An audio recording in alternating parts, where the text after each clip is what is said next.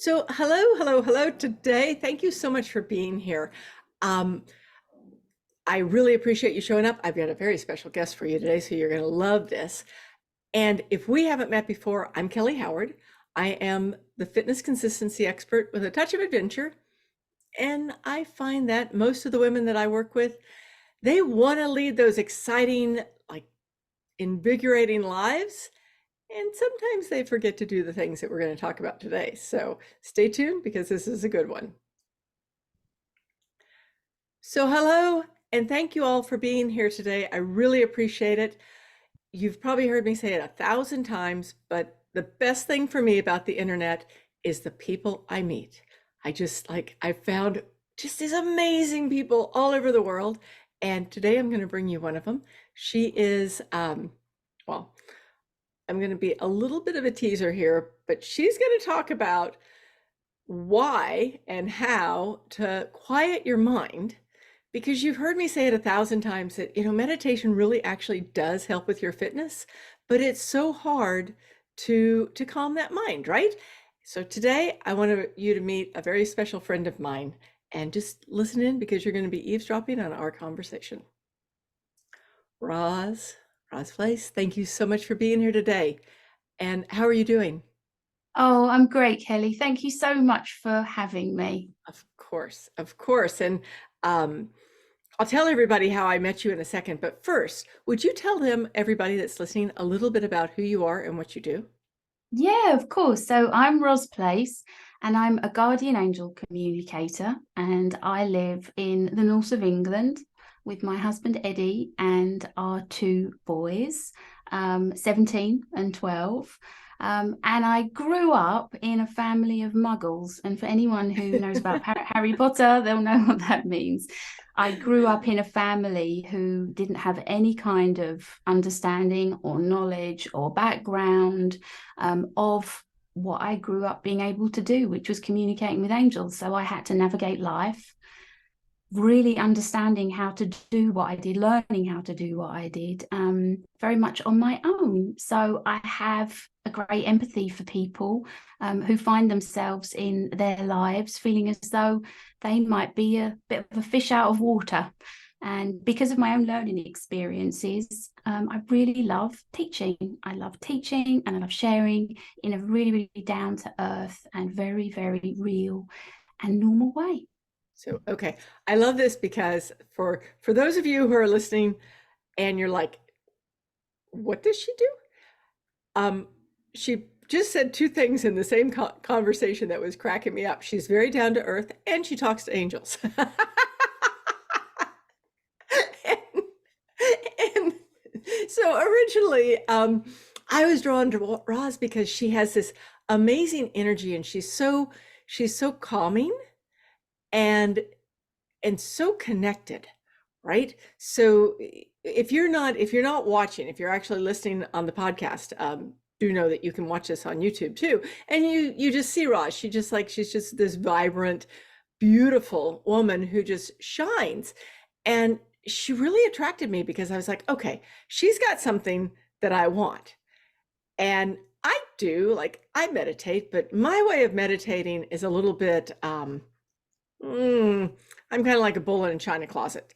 And Roz is just like, she just walks in and everything she touches just calms down. So tell us a little bit, like, I know that you started out in this world, like seeing things that other people didn't see.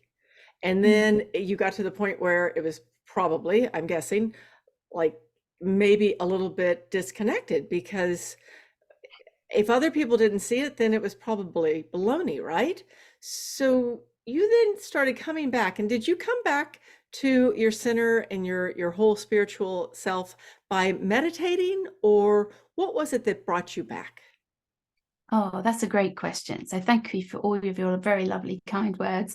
And it's interesting that you observe me as someone who's calm. I can be extremely calm, but I'm also giddy and silly and love to have fun and laugh. And I too suffer from a very active mind. So it's interesting that you have that observation. I appreciate that. So what brought me back to it was not of my choosing, I have to say. up until the age of 11, I thought that everybody could see what I could see. I thought that everybody just saw what I saw every day. And it was only really when I went to school, and I very quickly realized that other kids, other people just did not see things that I saw. And all I wanted to do, Kelly, was fit in. I wanted to be like everybody else. I just wanted to be normal. I wanted to just keep my head below the parapet and just get on with being a kid at school. So, age 11, I remember it very clearly, outside the geography huts, I just said that I don't want anything to do with the angels anymore. Go away. That's it. I don't want to talk to you.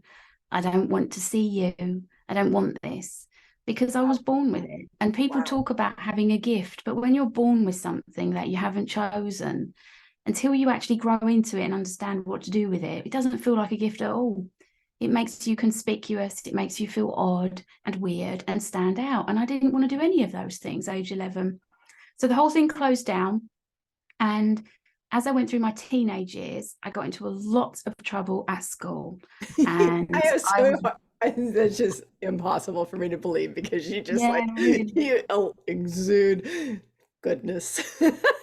Oh, thank you. I Well, I was the was, troublemaker. I can see like you don't look like a troublemaker. oh, you'd be surprised. I was very, I wanted to be free, I didn't like to live with constraints. Yeah, I really was challenging in inverted commas as I grew up. And through my teenage years, the angels really tried to help me. They did intervene in my life when actually I was involved in a car accident that I should not be here. I should just not have survived. And I walked away completely unscathed. And there were other times in my life when they intervened because I was in a dangerous situation. But other than that, everything was very, very quiet, with me doing what I would describe as sitting on top of an extremely full suitcase, trying to keep a lid on everything until I had my first son. So when I was 31, I had my first son, and everything started up again. Everything opened up again. I was very vulnerable. I was very open. I was very raw when I had our first son. And through that vulnerability, I was able to connect with my guardian angel again. And then from 31 to 37, when I had my second son, things began to develop once again, and I started to work professionally as a guardian angel communicator. And then when my second son was born, I wrote my first book, which was I wrote when he was laying on my lap. It was beautiful, really lovely experience. And yeah, I continued my professional work, but it's been a journey because through developing my work, I've had to learn boundaries. And personally, I didn't really have very clear boundaries. And what that meant was that part of my development, or part of my lesson, one of my lessons or growth opportunities, as I prefer to talk about them or think about them, was about having clear boundaries in relationships. And I had to be clear about when I was communicating, who I was communicating with. To begin with, I used to see a lot of energies of those that had passed over. And, it's funny, Kelly, because when I talk about this, even though it's me, and even though I've talked about it lots of times, and even though it's my experience, it still sounds peculiar. It still doesn't You sound know, normal. okay. For those of you listening, um, I don't know where you are. Like, I don't know which side of the peculiar you're on. For myself, I have always wanted this to be true, Mm, right? I want it to be true. I haven't had the experience. mm, So, it's always that maybe it's not peculiar, but it's like, huh, hmm. yeah, Is this yeah, should I listen to this or should I be going, what are you talking about? But yeah. it's so interesting because I don't think I know anyone who hasn't wanted. And this is okay. We're going a completely different direction than we're going to talk about how to quiet your mind, I guess, with or without a guardian angel. But Mm, but first, I don't think there's anyone that's listening who hasn't had that moment in life where they've lost somebody and they've wanted to still be able to connect to them. Mm. And so you were seeing different, like when you talk about boundaries, like a lot of times people think of boundaries as, okay, black and white. I have boundaries here because I need this time to myself. And instead, you're dealing with boundaries of, wait, I don't want to talk to Kelly's grandmother. I just want to talk to this person or this spirit right here. Is that true? Yeah, I mean, I used to get woken up in the middle of the night, and it was often by young children that had passed over, actually. And I remember one night in particular waking up, and there was a young child on my chest, kind of like sitting cross-legged on my chest in spirit. And I jolted because I was frightened. It woke me up and it startled me, and it frightened the young child in spirit. But the energy that I always worked with and wanted to work with was the angelic energy. And every energy connection I've ever had has always been really positive. It's Mm-hmm. always been a wonderful connection. But what it's done is it's taken too much from me. It's taken too much of my energy. I've given too much. And the energy that I connect with when I connect with the angels, it just gives. It only gives. So it It gives never, back to you. yeah, it never takes. It always gives. And so my work with the angels, in terms of how I came back to it, yeah, it was really with from age 0 to age 11. I used to be with the angels all the time, play with them, talk to them. They taught me lots of things. I had lots of ability. And then through my later years, from when I had my first son, that's when it all opened up. And I think a lot of things can happen around that time of kind of giving birth and that opening that happens. And yeah, it happened both times. And ever since then, I've worked on my boundaries. So I'm really clear about when I work with people and when I work with angels. And life has been really, really great. But up until 2 years ago, I was still very much, so I'd created boundaries, but I was very much trying to control still the ability that I had. And it was 3 years ago, actually, that we lost everything. We lost our home, we lost our car, we lost our, I mean, interesting how I mentioned our car, but it was such a lovely car. I loved the car and holidays and everything 3 years ago. And that vulnerability happened again. That opening up once again happened again.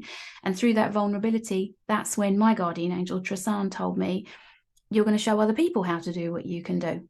And that was like that was huge to hear that. And so back to the meditation and the calming your mind, that's how we do it. That's how we show people how to do it. And calming your mind in meditation is something that it doesn't come easily to me. I don't think it comes easily to a lot of people.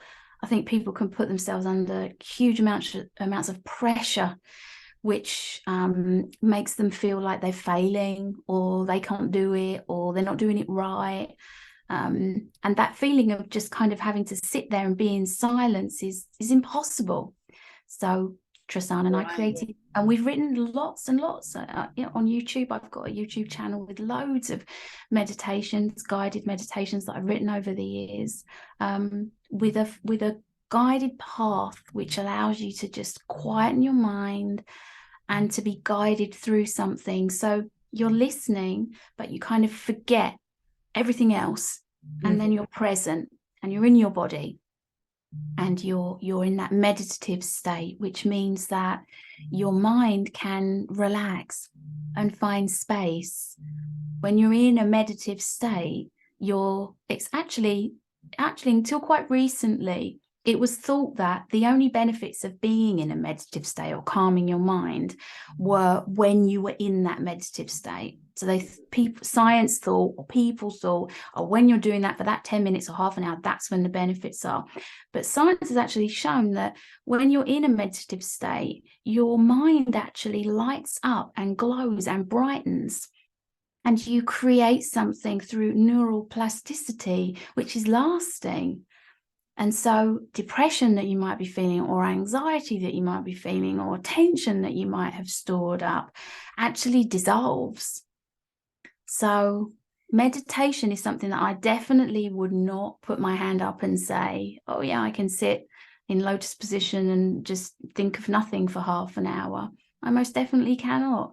But I can get myself into a state through a lot of practice, but I can get myself into a state where I have quietened my mind and there is a stillness that occurs.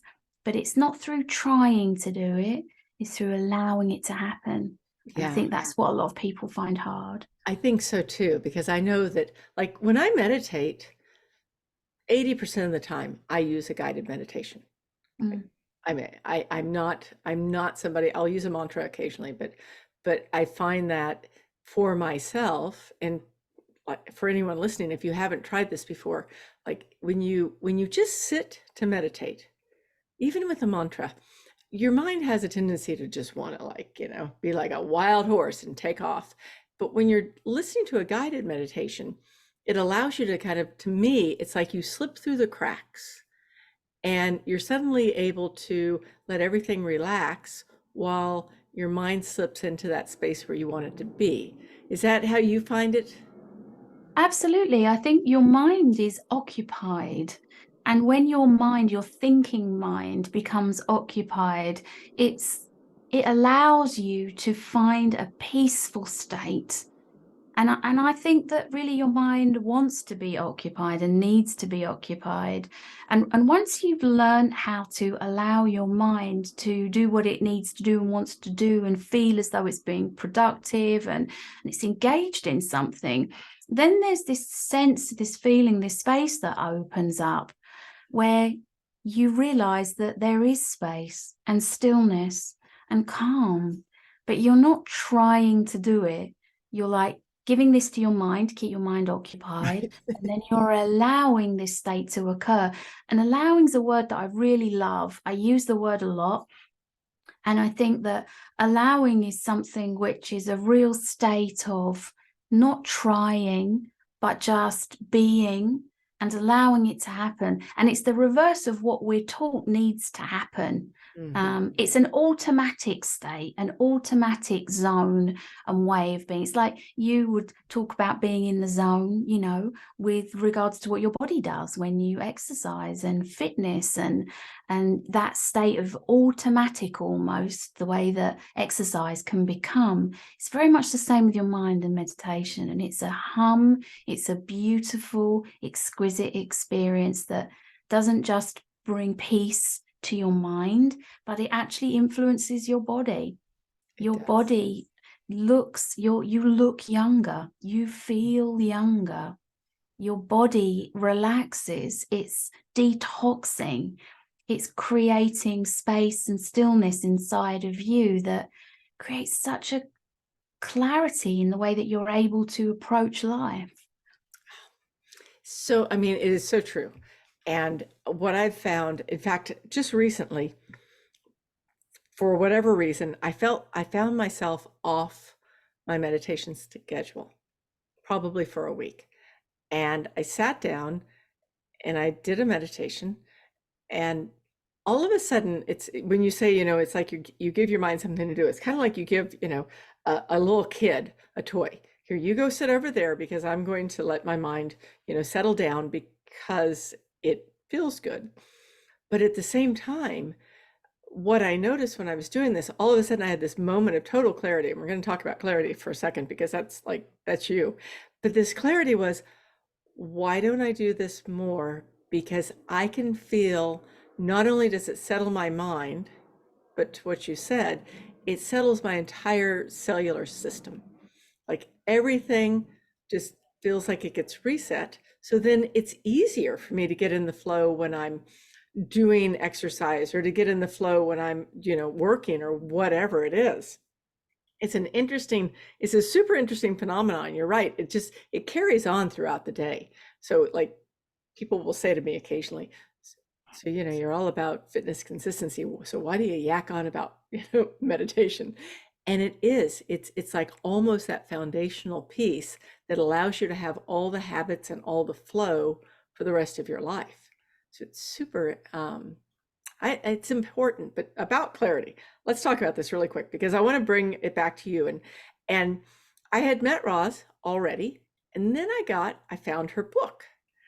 And her book is Channel of Clarity. And I read the book and I went, up, I've got to reconnect with this woman. Like, she's amazing. So first, I'll just tell everybody who's listening, Roz has given us a very, very kind offer or gift. So you can go to the show notes, or we'll link this everywhere, and you can get her book for just like 99 cents, which it's worth every penny of whatever you pay full value. So 99 cents is a heck of a deal. But let's come back to you. Tell us a little bit about your book and Channel of Clarity. Yeah, thank you so much, Kelly. So, Channel of Clarity was written with my guardian angel, Tristan. And Tristan told me at that time that I just told you about, when we lost everything, when there was that vulnerability and that complete cracking open. He said, I'm going to show you how to show other women how to do what you do for them. Because up until then, I'd worked professionally and I've read for people for many years, nearly 20 years. I've read professionally for people. And what I found really frustrating, and I'll be honest, frustrating, was that I would read for people and I could provide people with so much information and validation and direction through their guardian angels. But there it ended. And what I wanted to do was to be able to give women something that they could do for themselves. But I'd never known how to do it because I was born doing it, and therefore I didn't learn it. And I didn't think to ask Tristan, hey, Tristan, how about if we were to show other women how to do this? It wasn't until that vulnerability and that cracking open occurred 3 years ago when he said, I'm going to show you how to do it. I'm going to show you how, and we are going to show women how to do this for themselves. So that's why I wrote Channel of Clarity. And it begins by talking about all of the barriers, all of the things that hold you back from not just communicating with your guardian angel and connecting, but about living your life fully. That's really what the book is about. It's about living your purpose, knowing what your purpose is, finding meaning in life, feeling purposeful, knowing that you're on the right path, knowing that you're doing the right thing, really loving and accepting yourself.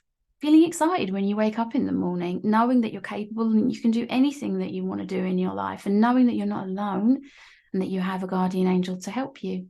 So I wrote that book, and within the covers of that book, I filled it with everything that I could possibly fit into the book as to how you can create communication, connect and communicate and co-create, which means live life together with your guardian angel. And it was a real labor of love. I was challenged by writing the book because school was not the most positive experience for me. I didn't consider myself to be a writer or an author of any kind. And every single chapter I wrote, I thought, this is going to be the one I'm not going to know what to say. But I just talked to Tristan and we and we wrote it, and it got written. And it's wonderful because I hear every day from women who say, wow, that's incredible. That's helped me so much. That's revealed things to me that had been hidden for my whole life. And within there, I teach the Channel of Clarity, which is how you communicate. And yeah, it's a book that there's a lot of love in that book. There is a lot of love in that book. There really is. It's apparent. And there's actually something interesting because along with the book, you have like a video training series. And one of those videos is, for anybody listening, I think you probably already know this, but one of those videos is a meditation. And it is one of my go-to meditations now. I mean, I love that meditation, and it is one of my go-to meditations. It's like the one that I use before I fall asleep or when I first wake up, before I get out of bed, because it just feels like it just brings me back to center and brings me back to who I am, and who I want to be, right? Probably even more who I want to be. So yeah, I want to say thank you because it's a lot of fun, and I love that meditation. I love the book. So this is a random question, but it just occurred to me. I know one person in the States who talks to angels, and I know several women in the UK and Ireland who do. Oh, wow. So is this something that is more normal? That's a terrible word. I don't like to be normal, but is this something that's more normal over there, or is it just something that I just have gotten lucky and I've just met some amazing people? Yeah, I think it's that. I think it's the latter. I definitely don't think that it's. I always think of the States as being so much more open and so much Right. more kind of aware in that way. But there are some great people all over the world doing Yeah. beautiful and magnificent work with angels and positive energies, and yeah, it's everywhere, and it's much more. Once you start to look, you see it. And I mean, Mhm. guardian angels is so, you see the expression, you see the words, you hear about guardian angels, and they're everywhere. And something that I think's absolutely beautiful about angels and guardian angels is that they're non-denominational. They're for everybody. They really are, and they appear in so many different cultures and faiths and religions, and um, they're really here just for us, to help us unconditionally. Well, what they're here to help you do is actually, it's interesting because sometimes women have trouble understanding how an angel could help them. Why would an angel help me? What's so special about me? Or am I not taking this angel away from something more important? Am Oh, I not interesting. asking this angel to help me with something which is insignificant? And that's something that I talk with women about a lot, because angels are here to help you to fulfill your purpose, to do all the things and be all the things that you came here to be and do. And they do that because they love you, but they also do that because when you are all that you came to be, you contribute positively to the growth of the universe. You can contribute positively to the expansion ultimately of the universe. So you being you makes a difference in ways which sometimes you have some kind of sense of, but ultimately you'll have no idea as to the impact that you fulfilling your purpose and you being you has accomplished.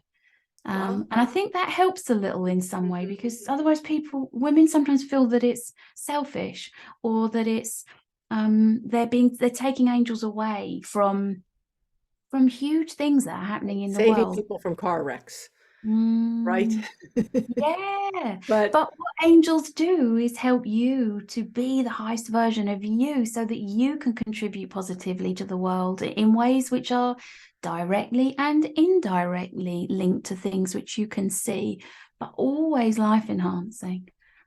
interesting. Like Mm, sometimes I, for grins, will think about what does this action do? Like, how does this action affect somebody? For instance, I gave someone a really large tip that was waiting on me for coffee one morning. It was for mm, Christmas, and I thought it's Christmas, and I gave him a really large tip. And when I did it, I thought, wow, it's not giving them a large tip that matters. It's how it affects them, but it's all the ripples that comes from that, right? Like all the things that that little thing that I did can cause in a lifeline of everybody, right? And that's really what you're talking about there. I mean, it's not necessarily, it could be money, it could be love, it could be actions, it could be anything, but you see those ripple effects, or you can see those ripple effects if you just kind of like think about whatever it is. And I thank you. I love that because I forget sometimes that it really is like everything we do is kind of a ripple of good if mm. we're walking our path. Absolutely. So lovely that you did that. It's a beautiful thing for you to have done. And it is ripples. It is ripples that go out there. It's like, imagine how that person would have felt, and imagine how that would have changed their interaction with the next guest they served. And Right. imagine how they're going to be when they get home, and how they're going to be with their kids or their family. And imagine how they might show kindness to someone on the tube, on the train on the way home, or it does contribute in a positive way. And Yeah. I think that's the thing that is so important for us all to remember is that when we are the best version of ourselves that we can be, physically, spiritually, emotionally, we contribute positively to the lives of others. There's something it may well be something which you've heard of before, but certainly for women put everybody else first. Everybody. And We have that conversation. yeah, exactly. And really, there's the analogy of the oxygen mask on aeroplanes. You know, you're told that if the cabin, you know, decompresses and you need to use the oxygen, then you're to fit your own oxygen mask first before you help anybody else. And it's counterintuitive because people think, well, I should be helping others first.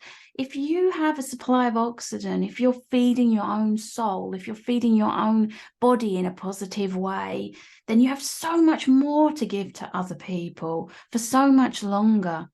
And I think that women lose sight of that. And it's a shame. And I think it's cultural and I think it's societal. And I think maybe women think one day they'll prioritize themselves.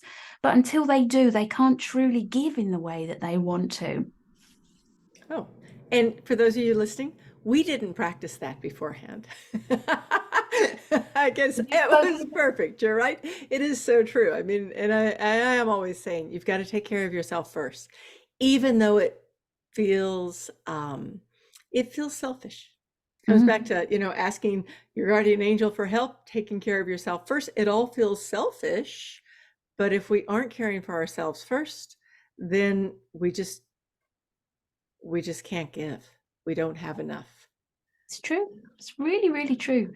It is the reward is that when you are your best self, you're able to contribute to other people's lives and feel that sense of really helping others in the way that in a way that you can't possibly when you're always putting yourself last or second or third or fifth.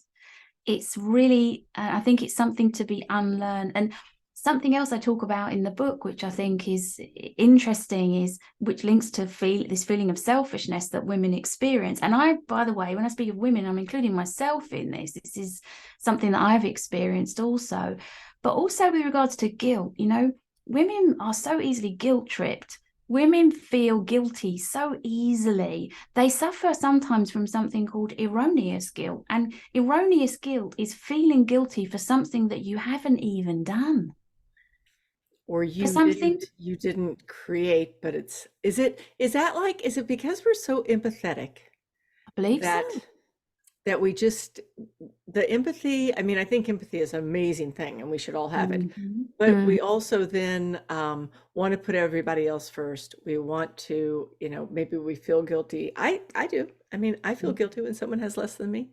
I do. mm, I mm. catch myself doing things to help somebody that, like, I've never met this person before in my life and I'll never meet him again, but there's a guilt there. I mean, it's an empathy, but it's also you know, that feeling of, why should I have this? Why should I ask my angel for help? Why should I have everything when someone else doesn't? Yeah, And but then it comes back to too what you just said earlier, is that the more we care for ourselves, the more we ripple out to the universe. so So true. The more we can give. And yeah, I can understand exactly what you're saying. It really is. Empathy is a wonderful, wonderful thing. But there's something more than empathy. Empathy is like, and women are very empathic, and it's knowing how somebody feels. But that isn't always the most empowering way to support someone, or to feel guilt around keeping yourself small is something that a lot of women do because yeah. they feel guilty because they don't want to stand up or stand out. You know, I spoke about that earlier when I talked about just wanting to be like everybody else. But when you're compassionate, when you're loving from a place of understanding, but also focused on wanting to contribute to the world in the most positive way by being all that you came to be. I mean, how beautiful is a person who is being all that they came to be? That person is quietly confident, they're loving, they're centered, they're balanced. They're not somebody who is taking from anybody else, quite the reverse. They contribute positively. Yeah. So actually, yeah, when you're around those people, you just feel better too. you do. You Yeah, want to be around them. They're you do. great people to spend time with. And we can all be that person. We can all be that person by just giving to ourselves. It made me think actually about I wondered whether just for a couple of moments, whether you felt that your listeners might enjoy a heart center state, which is just a very momentary centering and kind of meditative experience, which they can practice throughout the day if they're feeling overwhelmed or if they're feeling stressed, or like first thing in the morning or Right. last thing at night, just a really centering way of Yes, let's do that. And now, obviously, if you're listening and driving, sorry, you're going to have to come back. But yes, can we? okay, That would be a let me wonderful way to wrap this up. Thank you so much. Oh, no, you're welcome. It's called the heart center state, and it is a way of becoming present, feeling your connection with your body, and just bringing yourself into a calming of your mind. It just takes a couple of moments, and it's words that you say to yourself, like the mantra that you talked about, Kelly, and it's a physical experience too. So you can just do this and connect yourself back in whenever you want to feel calm. So all you need to do for the heart center state is you need to, right or left hand, it doesn't matter, put your hand across your chest. And the way that you know that your hand is in the right place is when your thumb is just under your collarbone. And then when you put your palm across your chest, your heart center will be underneath. And you can do this with your eyes open or your eyes closed. And it's just breathing and saying, I love you. I love you for all that you are. I love you unconditionally. And then just breathing again and saying to yourself in your mind or out loud if you want to, I love you. I love you for all that you are. I love you unconditionally. And that's it. And just in a few seconds, whenever you're feeling stressed or overwhelmed, whenever it all seems like too much, whenever you're feeling tired and you feel like you need to have a little bit more energy, whenever you want to know, right, what should I do next? Whenever you're feeling like you just need something and it isn't a chocolate bar, put your hand, and someone actually said that to me. It was quite interesting. She's through one of the meditations that my client was listening to. She actually said that. She said, I did the meditation and I realized that, well, she was from American, so she said candy. She said, and I realized it wasn't the candy that I wanted.